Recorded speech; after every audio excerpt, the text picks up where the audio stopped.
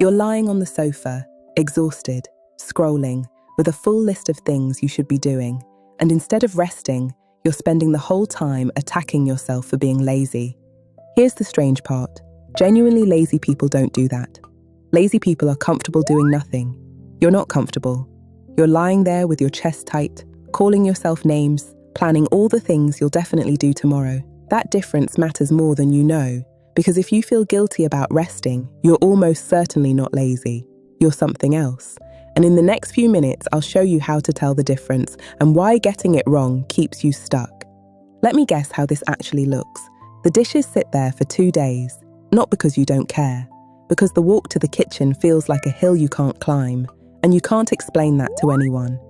You have a free weekend, finally, and you spend it doing nothing. Then, you spend Sunday night furious with yourself for wasting it. Small tasks have quietly become enormous. Replying to one message, booking one appointment. You put them off, and putting them off costs you more energy than doing them would have. And the whole time, you're still performing, still showing up, still getting the important things done, which is exactly why you've decided the problem must be your character.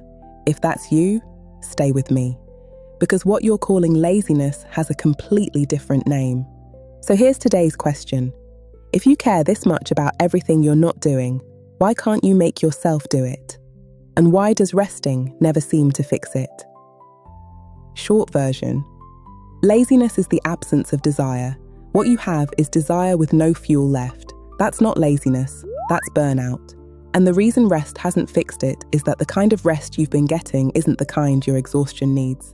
Let me show you what's actually going on. Burnout isn't a buzzword. It's recognized by the World Health Organization. And when psychologist Christina Maslach spent years studying the people who'd hit that wall, she found something specific. Burnout isn't one thing, it's 3. The first is exhaustion. Not tired after a long day exhaustion. Depleted at a level a weekend can't touch. The second is distance.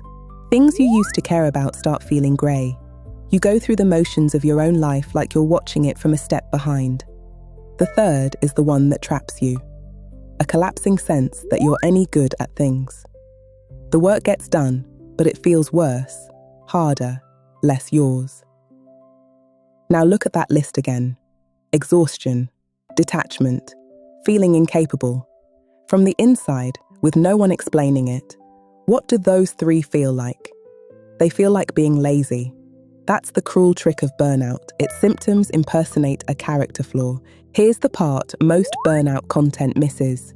You don't have to work 100-hour weeks to burn out. Burnout follows load, and load isn't just what you do, it's what your mind carries. If you're an overthinker, your brain works a second shift. The workday ends, and the replaying starts. The planning, the worrying about tomorrow's conversation. Psychologist Susan Nolan-Huxamer spent her career studying this pattern, rumination, and her research showed it doesn't just feel exhausting. It keeps the body's stress response switched on long after the stressful thing has ended. So while everyone else clocks off, your mind keeps running, which means you can burn out on a perfectly reasonable schedule and then look around at people doing more than you and conclude the problem must be you. It was never the hours, it was the second shift. When your system has been running on stress for long enough, your brain starts rationing. Motivation, focus, and initiative are expensive, and a depleted system stops spending. That's why the small tasks feel enormous. Your brain isn't refusing to do the dishes because it's lazy. It's protecting what's left for what it thinks is survival. And here's the trap. From the outside, rationing looks exactly like not trying. So you push harder, which drains the system further, which increases the rationing. The harder you fight it as a character problem, the worse the energy problem gets. So if you've been stuck in that loop, hear this. Your brain is doing exactly what a depleted system is built to do. It's emergency budgeting. The way out isn't force. It's giving the system a reason to believe the emergency is over.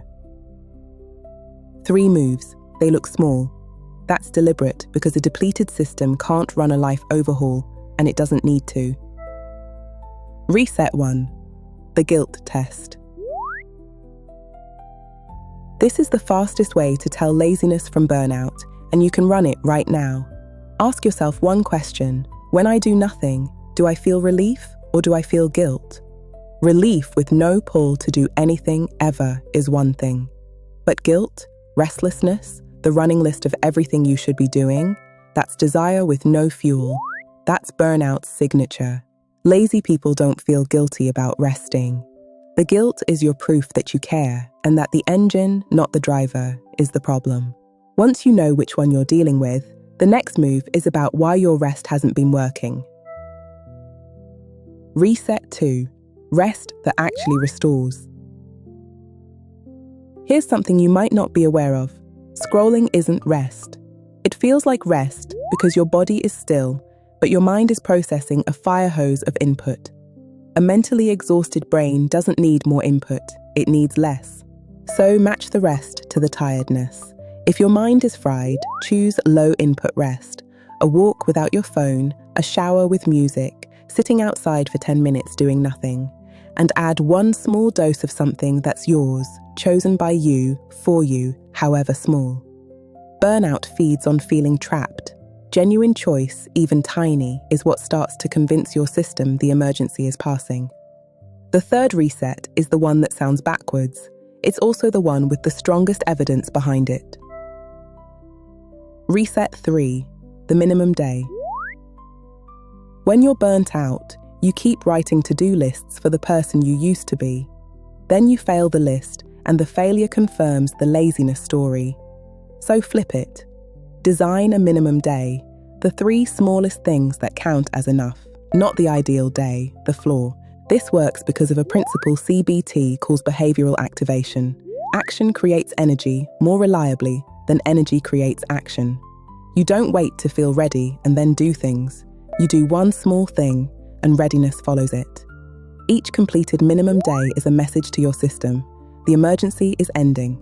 We can stop rationing now. And when the guilt shows up to say 3 things isn't enough, run the guilt test again. That voice is the pattern talking, not the truth. You were never lazy. You've been running on empty for months, calling yourself names for it. That's not your character. That's burnout. Next time, worrying minds and wired bodies at the same time. 2 problems most people treat as one. If this felt like something you needed to hear, the next one will too. Subscribe so it finds you. I'll see you there.